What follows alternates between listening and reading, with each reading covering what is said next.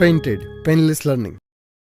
હાલો જરાક ધ્યાન રાખો. આ દાખલો તો આપણે કરી ગયા છીએ સ્વાધ્યાય 1.2 માં 1.3 માં 1.4 ની અંદર પણ આપણે એ જ દાખલો સેમ કરવા જઈએ છીએ. વ્યક્તિ એ 90% કિસ્સામાં સાચું બોલે છે. તો અહીંયા લખું છું વ્યક્તિ એ સાચું બોલે તેની સંભાવના બરાબર આપણે શું કહીએ પી ઓફ એ 90% કીધું એટલે 90 ના છેદમાં 100 0 0 ઉડી ગયો એટલે 9 ના છેદમાં 10. ઈ ભાઈ ખોટું બોલેની સંભાવના શું થઈ ભાઈ પી ઓફ એ પ્રાઇમ એટલે કેમ 10 માંથી 9 માઇનસ કરો એટલે કેટલા વધે 1 ના છેદમાં 10 એટલે સાચું બોલેની સંભાવના 9 ના છેદમાં 10 ખોટું બોલેની સંભાવના 1 ના છેદમાં 10. હવે વ્યક્તિ બી ની વાત કરીએ ભાઈ. વ્યક્તિ બી શું કીધું ભાઈ બોલો. વ્યક્તિ બી સાચું બોલે તેની સંભાવના પી ઓફ બી કેટલા છે 80 ના છેદમાં 100 એટલે જવાબ કેટલો આવશે ભાઈ 8 ના છેદમાં 10. તો એ ખોટું બોલે ની સંભાવના 2 ના છેદમાં 10 માંથી 8 ગયા એટલે 2 છેદ એમ. પછી શું કીધું ભાઈ એ અને બી એ અને બી અત્યાર લગી આપણે છેદ ગોતતા હતા આમાં ગોતવાનું નથી આપેલું છે. એ અને બી બંને એક જ હકીકત રજૂ કરવામાં જુદા પડે તેની સંભાવના શોધો. બંને હકીકત જુદા પડવાનો મતલબ શું થાય એ અને બી એક જ હકીકત રજૂ કરવામાં જુદા પડે તેની સંભાવના શું એનો મતલબ શું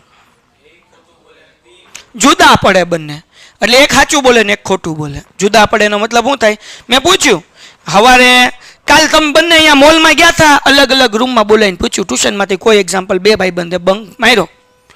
ભાઈબંધ એ છે એ સાચું બોલે છે 90% કિસ્સામાં.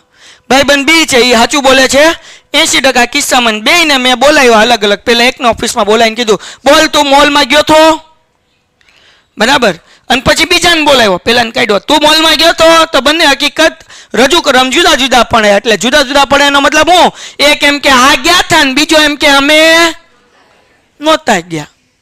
તો બે માંથી એક જ સાચું બોલતો હશે ને બે સાચું નહીં બોલતા હોય હકીકત તો એક જ છે બે હારો હારે જતા બરાબર. તો મતલબ શું થાય જો એ સાચું બોલતો હશે તો બી ખોટું બોલતો હશે અથવા એ ખોટું બોલતો હશે અને બી એવું થાય કે નહીં. તો આપણે આવો દાખલો કરી ગયા છે પીઝા અને કોલ્ડ ડ્રિંક વાળો. તો અહીંયા ધ્યાન રાખો ભાઈ શું ભાઈ તો એનો મતલબ શું થાય કે વ્યક્તિ એ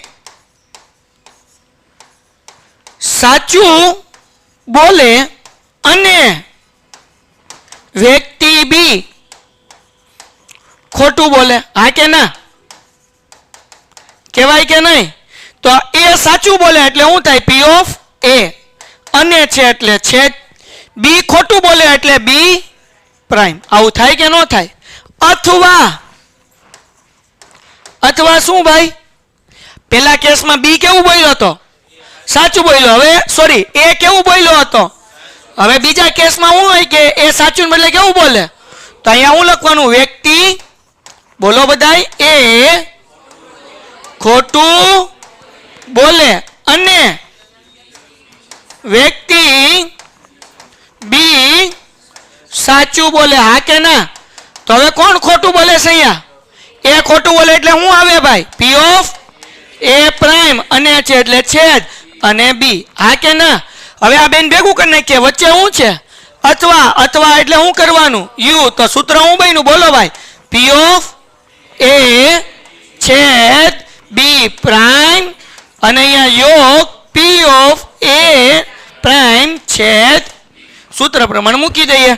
બોલો પી ઓફ એ નો જવાબ કેટલો છે આપણી આગળ બોલો તો 9 ના છેદમાં 10 છેદ છે એટલે ગુણાકાર બી પ્રાઇમ 2 ના છેદમાં આ દાખલો મોસ્ટ એમપી છે યોગ છે એટલે સરવાળો. તો એ પ્રાઇમ એટલે શું ભાઈ એ પ્રાઇમ કેટલું છે આપણી આગળ 1 ના છેદમાં છેદ છે એટલે ગુણાકાર પી ઓફ બી કેટલું છે સાદું રૂપ આપો એટલે વાર્તા થાય પૂરી. 9 દુ 10 દાણ 100 વત્તા 8 એકા 10 દાણ 8 ને 18 26 26 ના છેદમાં આના અડધા કરો એટલે 13, આના અડધા કરો એટલે 50, એટલે 13/50 દાખલો થઈ ગયો પૂરો.